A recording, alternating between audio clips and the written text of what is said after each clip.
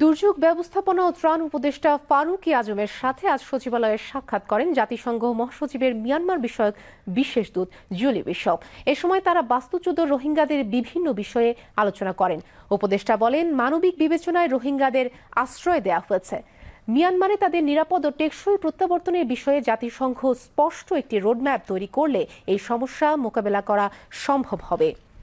কক্সবাজারে বাস্তুচ্যুত রোহিঙ্গাদের দীর্ঘ সময় ধরে অবস্থানের নেতিবাচক দিক, বিশেষ করে ওই এলাকায় বসবাসরত মূল জনগোষ্ঠীর ওপর এর বিরূপ প্রভাবের কথা উল্লেখ করে উপদেষ্টা ফারুক আজম বলেন, অতি সত্বর যদি প্রত্যাবাসন শুরু না হয় তাহলে এটি কেবল এই এলাকারই সামগ্রিক পরিস্থিতির অবনতি ঘটাবে না, বরং তা ওই অঞ্চলের বাইরেও অস্থিরতা তৈরি করবে। বিশেষ দূতকে ভাষাঞ্চর প্রকল্পের কথা অবহিত করে জাতিসংঘ যাতে ভাষাঞ্চরে মানবিক সহায়তা প্রদান করে সে বিষয়টি গুরুত্বের সাথে তুলে ধরেন উপদেষ্টা। বিশেষ দূত সার্বিক বিষয়ে অবহিত হয়ে সন্তোষ প্রকাশ করেন এবং এসব ব্যবস্থাপনার জন্য সংশ্লিষ্ট সকলকে ধন্যবাদ জানান।